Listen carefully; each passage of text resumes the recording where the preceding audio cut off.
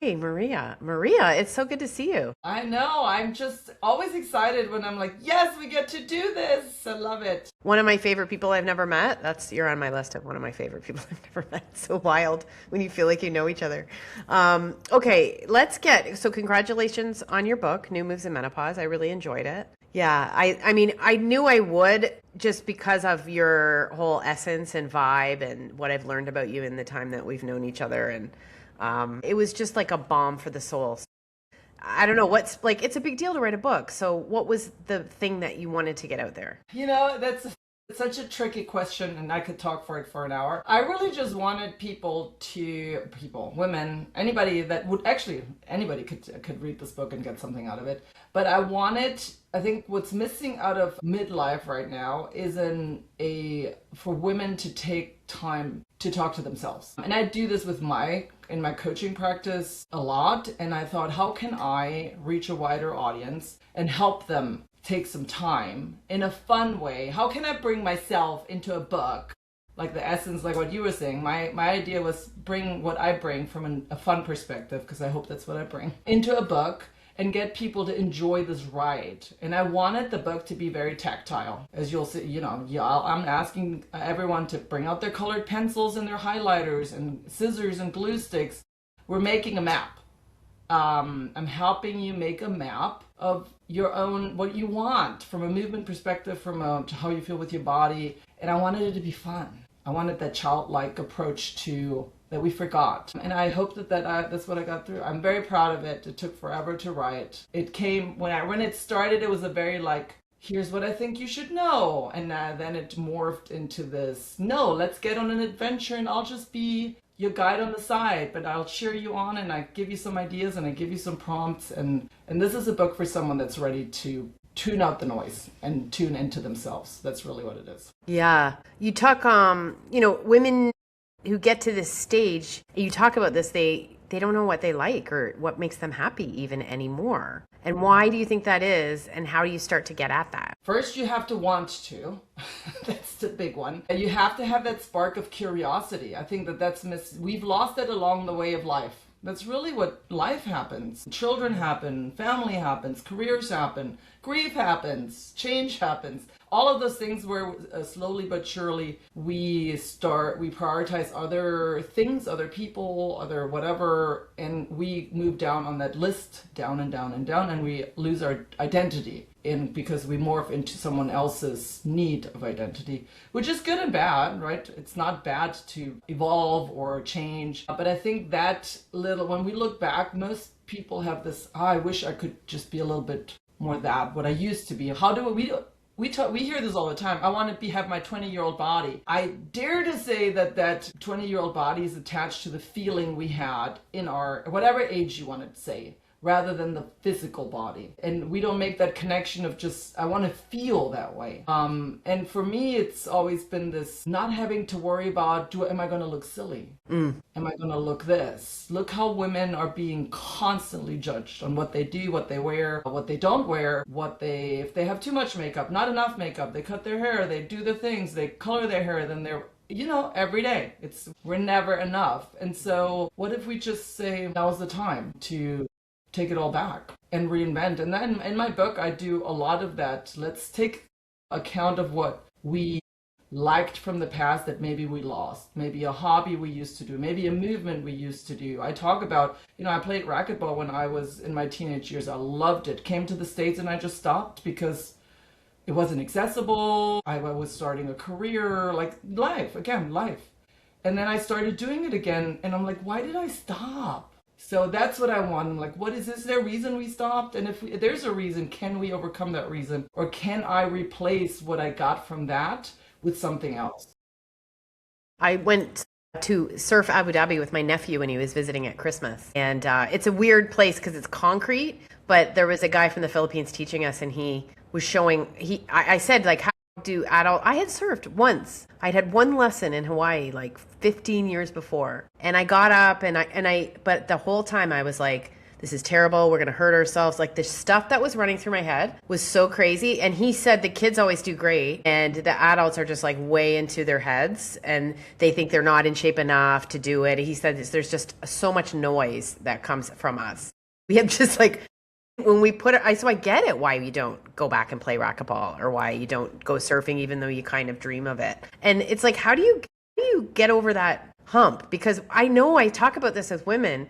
I talk about simple things like just stretching at night, like stretching at night or doing a little bit of yoga just to calm your nervous system. And I get like immediate, like, well, that's not for me. Like I couldn't do that. Do you know what yeah, obviously you get this as a trainer. So what is that immediate, like, and how do you get over it? Well, I think it's a lifetime of being told what we're supposed to be doing. And now in the menopause space and midlife space, it's worse. I mean, social media has done nothing but make it worse because that constant noise is so overwhelming. Even for someone that is adjusted and is like, yeah, I know how to say no, it still is a seed that gets planted of just, well, maybe I should make room for that. But to make room for something you don't want to do means you have to eliminate something that you actually enjoy doing. And so it takes work. And that's why so many of us don't do it.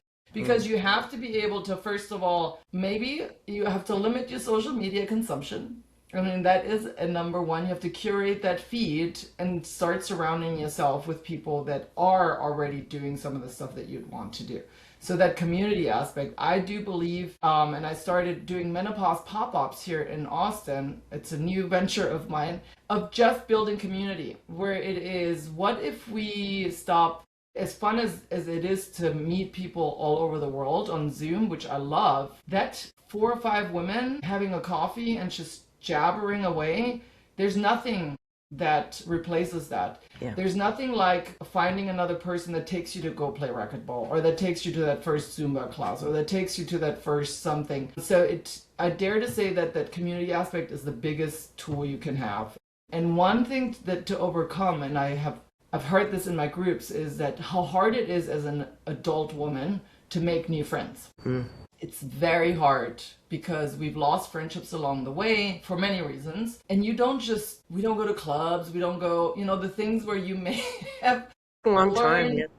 Right? Where do you meet them? So you have to make an effort. You'll be amazed at how many resources there are. Community events. So in your local community, libraries are fantastic for community events. There probably is a club of some sort in your city of the thing that you wanted to try. And there's nothing better than to go into a club of people that already are doing what you're like, no one's going to give you the side eye. No one's going to tell you you look stupid doing it. No one's going to so you have to find someone. You're not here alone. So that first step is just Google, I don't know, some weird club that you're really wanting. You're like, I wonder if someone else is into this weird shit. There probably is. Women have been, I know I was like a lifelong like fixer-upper to myself. Like I was just constantly a self-help project. I never got married, so I always thought I've got to fix myself because I didn't do this thing that everyone else did. And, I mean, it extends to every part of my life, and I know other women are the same. It's like we're just always striving, and then I see that sort of fanning out into perimenopause and menopause. So how can we lose that and try to find ourselves again? Like just be okay and try to find ourselves again and exist and get through this as well. That's such a great question because we all struggle with some version of that. And I think that the biggest tool for that one is to really you have to, again, I'm going back to this, but you have to acknowledge that it's going to take a little work to have honest conversations with yourself. Why do you feel like you need to fix yourself up all the time? Where's that why? What's that motivation?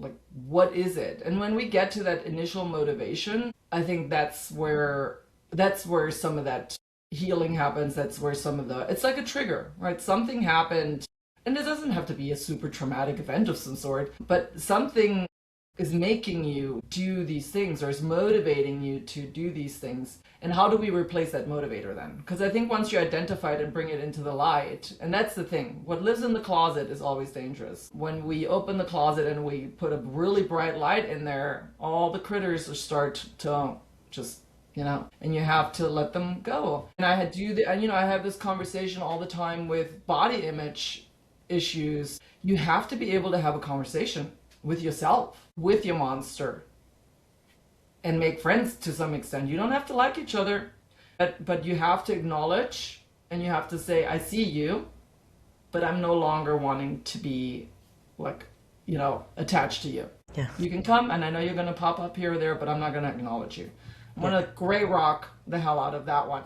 Gray rock is so good. Gray rock. If people don't know, I know gray rock as how you act if you interact with a narcissist. You're just like, it's exactly what it says. It has saved my life.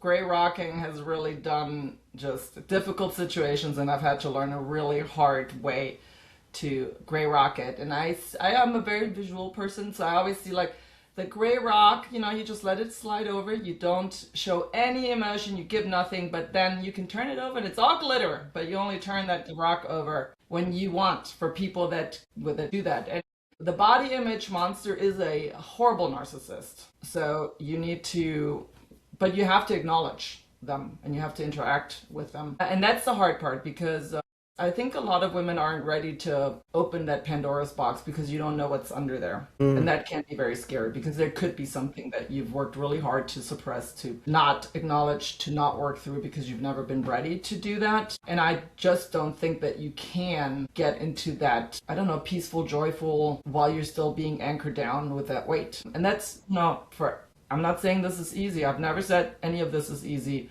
but it is so worth it if you're wanting to, it's so freeing when you let go of a lot of this stuff, but it's very, very hard. It's like your junk drawer in the kitchen, or your closet that you haven't, or the pot that's about to boil over. You can't really exist like that. You're trying and limping along. Okay, so you've had your own body image issues, exercise addiction. That was something I struggled with, and I didn't think I had it, because I told myself if I was truly addicted to exercise, then I would have a much better body, which is the most insane thinking ever. Right? Like, that shows you how messed up I was about it. But anyway, when you're in the fitness industry, I have covered the fitness industry. It's rampant, where you have people advising other people. How did you sort of navigate that, coming to terms with your own, issues?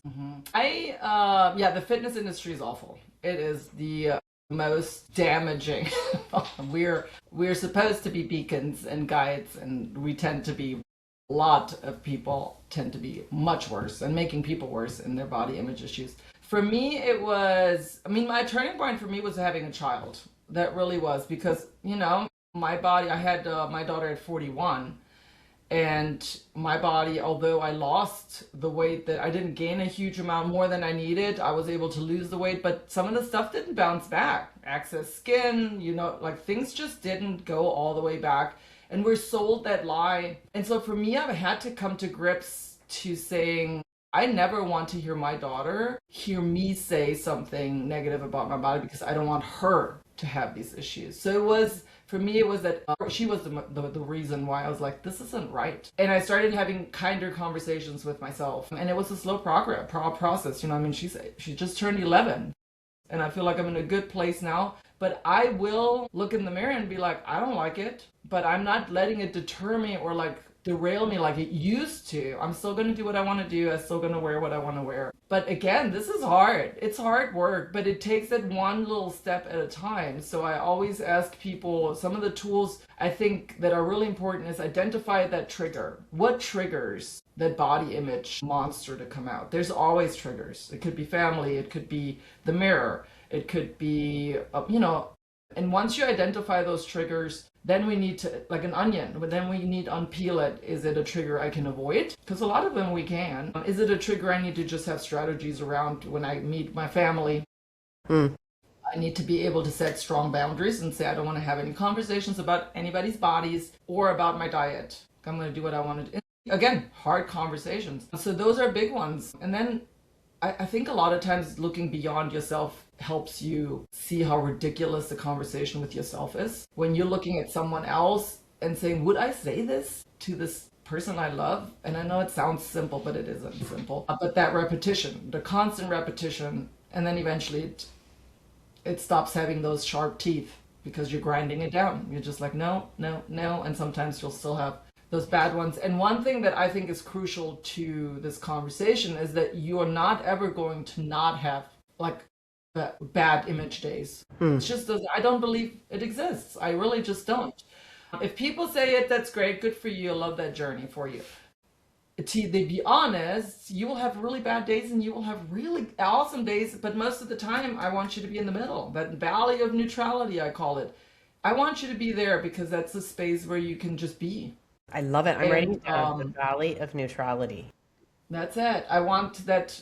But telling people and telling yourself that you at some point will just always love your body is such an unrealistic expectation, and you will fail. And so you're setting yourself up for failure. And that is, I think, crucial. For me, it's been crucial to just say, it is what it is. Well, that's the issue with the whole wellness, and that's what everything was sold, is that there's a place that you'll get to and you'll be free of all these worries. And I think we all just grew up on that. Like, I was reading all the fitness magazines. It just feels like, well, when I get to that place, none of those problems will exist. That's what they sell you. And now we're in the middle of something that's so bizarre, because you have all these fitness people who told you that you just had to do that and you would get to a place. And then many of those people now are saying, actually, I'm taking all these peptides. You don't have to say where you fall down on them, but they're shooting up, and they're taking GLP-1s, and they're because it's a whole new business angle, but it's just what everyone's doing. Now everyone's shrinking. And I feel like all these people that were telling you that you could get to that place that didn't exist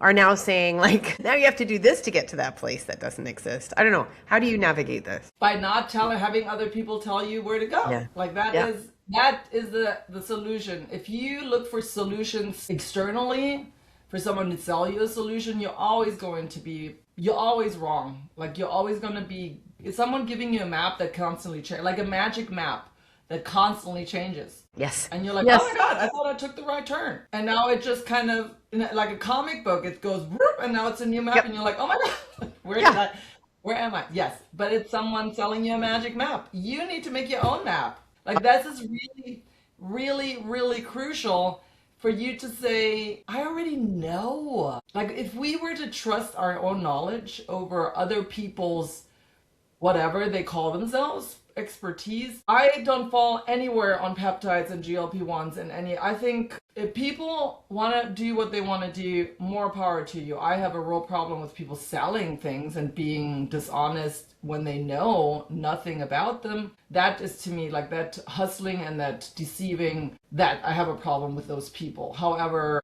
I also don't need to like them. But if someone comes to me, a client comes to me and says, what do you think about so-and-so? I'm going to give them my opinion and why I have an opinion about it. But I'm never going to discourage anyone from doing anything, because it's your body. I'll give you my scientific knowledge, and I will let you know that most of these things don't have any scientific knowledge. I know we have with the peptides discussion and those NMAs, and we have things now coming out saying, well, there potentially are, that's going to backfire. Oops, because we didn't have any science to begin with. And so a lot of promising, I love how things now are, all this promising research and rat studies, and then things are being pulled out of thin air, literally out of thin air, to sell a product. And so for women, my advice always is, why are you chasing that squirrel? Because that's what it is. I want people to stop chasing the squirrel and just kind of sitting there and admire the tree. Because there'll be another squirrel that comes by, If you stand we've seen so many in our lifetime, like so many.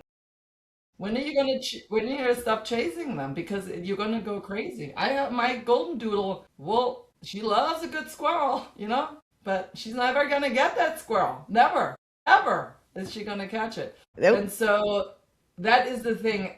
And this, Anne-Marie, this always goes back to that same, what if we went back and figured out how many of these things we've already tried in the past and didn't work? Why do we think that we need to stay on this wheel, like constantly on this hamster wheel? When are we ready to get off the wheel? And some people are not ready. And that's okay. You're not quite there yet. But if you have wondered where the exit is, you're in that spot to be curious about what that would mean to actually get off.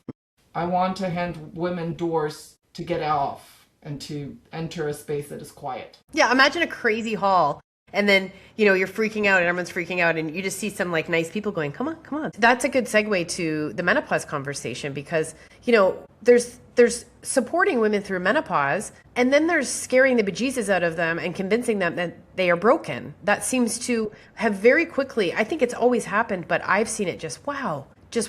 We don't need to scare the bejesus out of people to help them. So how do you walk that line and navigate that? I think it's a really, really easy line to walk because you either scare people or you don't scare them. Like it's either, it really, I just don't, it's either you have some credibility and honesty and professionalism and kindness or you don't. There's not a gray zone. You either, I have unfollowed so many people that I've followed over the years because they've turned to the dark side, and it could just be something that I know, and we all make mistakes, and when we say something, and if you acknowledge it, go for it. But there now has come a line where people don't just say some things like, oh, oops, I misspoke. It's a full-on, that there is no science, and that there's no reason for you to threaten women with death or brain death or something if they don't do HRT. And that, that's a choice you made, and that for me is a hard pass. And that's what I'm hoping that women have, that zero tolerance for anybody that they even like on social media. It's a zero tolerance. It's the same as, I really treat this the same as if someone sexually harasses you. That's a zero tolerance. Zero. It's the same way if someone says something really super that they know is intended to scare someone. Zero tolerance. You need to go. And that, I hope that bar, more women have that bar to say, I don't need to follow this person just because I liked their podcast in the past, but now they're kind of scary. Just unfollow, because you know what? There are people like you, there are people, other podcasts, there's someone else that doesn't do the scary part and that has the same kind of knowledge, that has the same kind of, and I dare to say kindness. There just isn't. People over the years have asked me, well, why are you not working with, companies to promote blah, blah, blah? And I said, because I don't attach myself to other people's stuff, and because I know that there's no science. I'm just not going to. If I like a product, I will talk about it. I'm taking this and I like it in a group. I will never go on Instagram and be like, guess what I'm doing? But if I'm talking to clients and they ask me, I said, well, this is what I'm doing. But that's it. I'm not just selling them a 20% coupon code for something, because I believe in supporting companies that are doing good. I believe in supporting content creators and experts that are doing good by recommending them, referring them. That is the best system, and that's how I like. When people contact me, it's usually a referral of some sort, or they've been following me for a long time and they like that I don't do all that crap. It isn't because I have 500,000 followers. I don't have them. It's because I just am consistent in my stuff. Well, I love it because, we've seen people blow up, right? Like we've seen people blow up. And I remember there was a moment where I was like, I know where I could go here because I see these people blowing up and I'm not blowing up. The road to growth in that middle road is much more, it's the Valley of Neutrality when it comes to growth. But I just think it appeals to people because they want one thing, right? We all want one thing. And I know when I was going through perimenopause and menopause and I had health problems, it's just like, oh my God, that will be the thing that will fix my gut. That will be the thing that will help me. And it's usually not one thing. Like that's the problem, right? It's usually like a number of things. And once we figure that stuff out, it makes it a little easier. But I'm glad to hear about that. It's just, I know in the middle, I was kind of like questioning myself, like, what am I doing here? Like, it just feels, we've got a little mighty army of reasonable, kind people. So I'm happy about that. And and the thing is, you have done so well. Like, you don't have 1 million followers, but you work with Respin. You're Halle Berry's menopause coach, for goodness sake. Like, how the heck? Like, that's like... I think it's people, I have had people say, wow, you're so lucky, you've met people, and like, this has nothing to do with luck. This has something to do with me just staying on my lane and doing the thing. Yeah. I've always been consistent. I've been in this space for a really long time. I've written for fitness magazines, I've been to conferences, and at no point in time has it been my priority to grow my following online. None, ever. It still isn't. That's not how I measure success. And I will never measure it. If social media would go tomorrow, that nothing would happen to me. because it's not, I've never even gotten business off of social media. Like I've never sold anything online. It is a way for me to reach people that I can't. But again, it is, do you want to make that pact with the devil? Because it is, I know that you've had probably offers to maybe be a spokesperson for something and you didn't want to, you're like, I don't know, I could make some money, maybe I could. Yeah, when you start doing that, it's not good. Like when you start, No, even someone you will offered me lose everything. 1,000. Someone offered me the big one was someone offered me. I'm not on hormone therapy just because it hasn't worked for me, but I would have gone on it. It just didn't work out. But someone offered me $1,000 a month to go on hormone therapy and talk about it, and I thought that was interesting because obviously it has to go well. And what if it doesn't go well? Then am I still going to get the $1,000? I don't know. Like that's not. That wasn't my point, but it's like that doesn't sound like that's a good arrangement. Yeah, I think when you're like, should I take the money? That's not enough money to sell your soul for anyway. No, it is. For me, it's always like, do I like this thing? And then if I get paid for it, then it's even better. Yeah, even better. But Yeah, I have to like, and I have to be passionate about the project itself. And it could be anything really in that realm. I've done all sorts of things, but I'm always excited about it. And then the negotiation is secondary. I'm not going to do things for free unless it's like nonprofits. I do plenty of stuff for free. But when it comes down to this kind of stuff, it isn't worth losing everything you've worked for from a credibility. For me, integrity is the core. It's my core. My core value is integrity. I will never, for anybody, I don't care who they are, ever, ever, ever compromise my integrity. Not even if my best friends were to ask me to do something that would, first of all, they wouldn't, but I'm just saying that's how strongly I feel about it. I will lose people and friendships and relationships and partnerships and whatever over that. If that isn't there, I'm just not, because then who are you? It's like you're giving your soul away.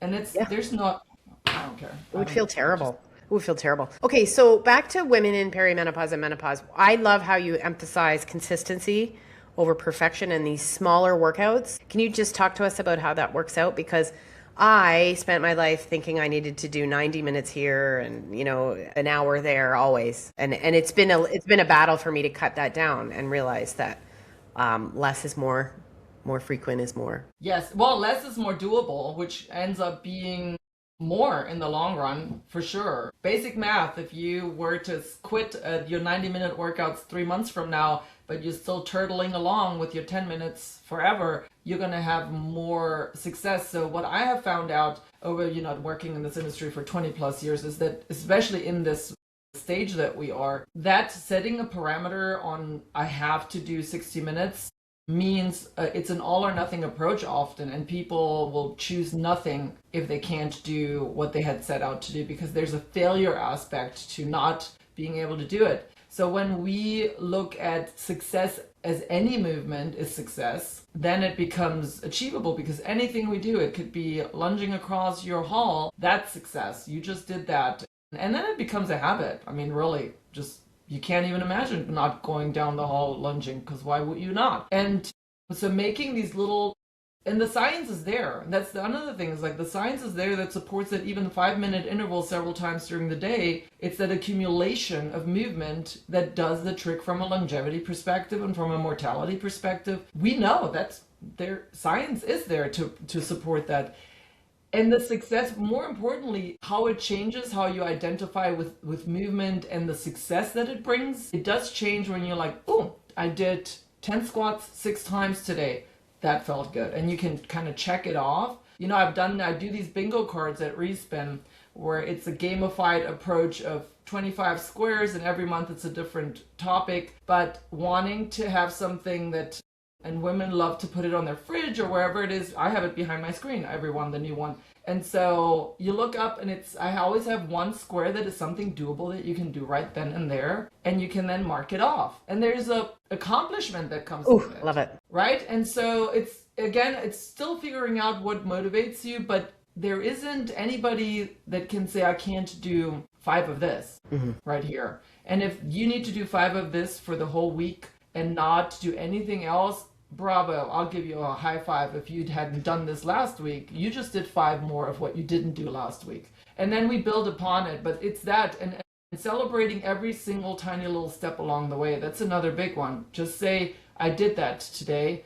and then tomorrow, because it entices you to do more. Versus I have to carve out 60 minutes for this, and then something happened. A call ran long. Your dog needs to go to the vet. I need to pick up my daughter because something at school. Like, you know, we have life. Your parents call, someone broke a hip, or I don't know. It is something always happens, and then you don't have that 60 minutes. But if you can say, I have 2 minutes. 2 minutes? Then it happens. So. Okay. How about lifting heavy? This is something that is plaguing us. Just, you know, you see these women just have these giant weights. I see you doing it too, but yeah, that seems really inaccessible to a lot of women. How do you frame your mind? If you love lifting heavy, then I love it. It does a lot to my brain. I then continue doing it, but we also, we have the science to support that it's not necessary. Is it beneficial? Yes, you're going to get stronger, you can grow muscle, but you can do that at a lower weight as well. And we know that that is true. So that narrative again to scare, that sadly, I've had to unfollow many people that have fallen into that track of just, that's it, women have to do high intensity interval training and heavy lifting or else. Like, what are you doing with your life if you don't do this?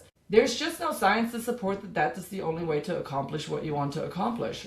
So lifting lower weights at a higher repetition, lower repetition, all of it works. It all works as long as we are challenging our muscles to a degree that we're progressing with weight. And this can be starting here and going there. You don't have to lift heavy ever to continuously grow muscle and get stronger. But again, you can. And feels really good to be able to lift those weights, but you don't have to. And you're absolutely right. The amount of women that come to me that say, well, how do I get into heavy lifting? I said, have you lifted at all? Well, no. We need to start just with a regular, consistent routine. Yeah.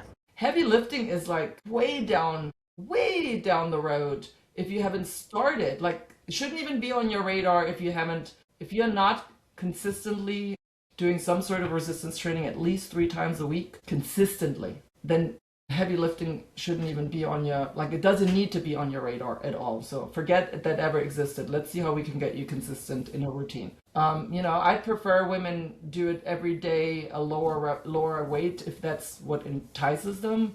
I also want to say, I talk to a lot of women that have remote jobs and they have like 2 sets of dumbbells under their table. And that's what they have from an equipment perspective. Mm-hmm. So that's where we have to meet women. Mm-hmm. That's what you got. Let's see what we can do with that.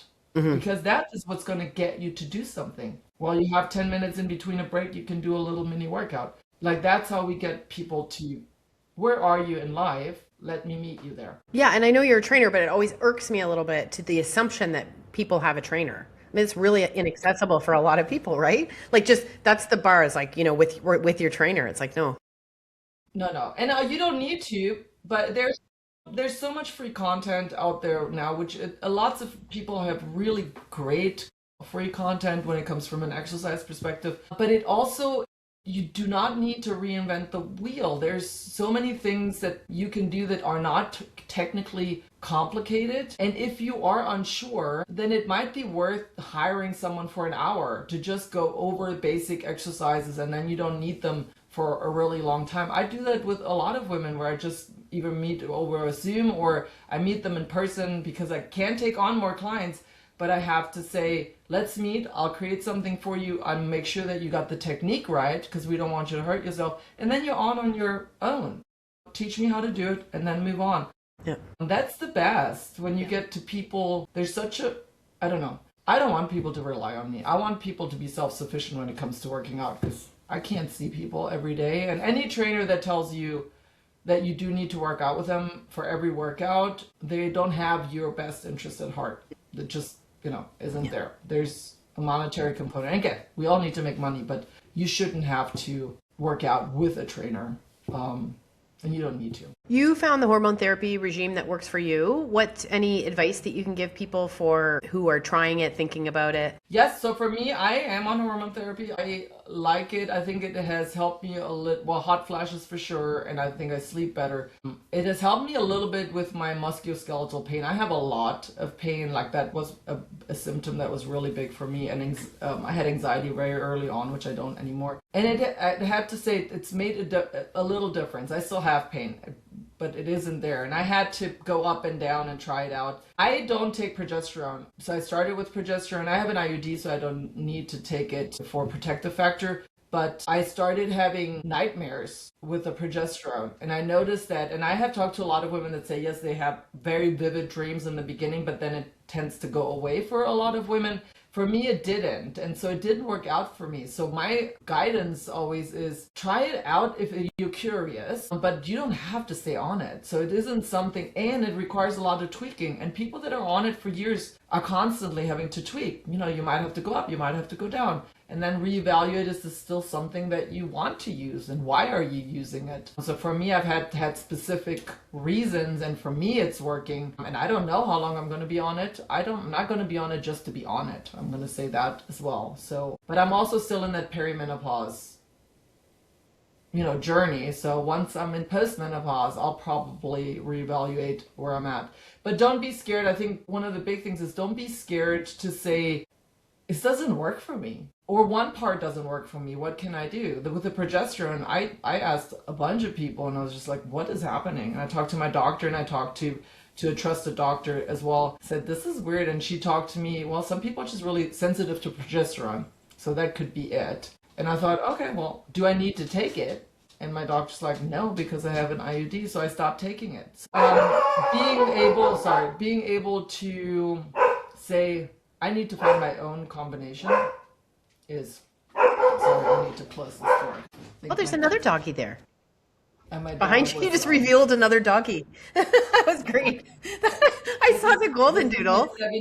He's 17 years old, and he sleeps a lot. Oh my gosh, he's so cute. Yeah. Okay, well, let's wrap up. If a woman is struggling and she reads your book, what's one thing you would want her to walk away with? An idea of what's next for them. That's it. Because I'm not telling them what to do. I'm guiding them to find what's next for them. So literally a map. You saw it. I mean, when I say map, people, there are maps. Like I have a fairy tale map. I have a Cute. 3 different types of maps for the 3 different brains. You will walk away with a better sense of who you are. That's 100%. If you do what's in it and you go through the book intentionally, you will have a better sense of who you are and where you want to go. I have no doubt about it. And that's why I'm so excited about it. Awesome. So I'm hoping that many, many women will buy it and do book clubs. I see myself doing book clubs with people. I'm very excited. Amazing. And as you made a little reel to promote this retreat, and you said, I'm going for that spark that we both know is still there. I'm paraphrasing you, but I was editing it, and I was like, Maria, you're so inspiring me. And you're inspiring me too. We all lose it. You know, we all get working and we lose it. So, well, you know, Anna, you saw the book. I have had feedback, and I've had a couple of advanced readers, and I've got some pictures of people sending me their array of colored pencils and scissors that they had and how they've had it out. And that brought me so much joy to see the childlike, play-like approach to taking on this book, that I can't wait for people to share their maps with me. That's what I'm hoping, that I get a picture of that finished map from everyone that reads this book. Okay, I'm going to finish mine. I'm going to finish mine. Does the book. Yeah. I can't wait to see your map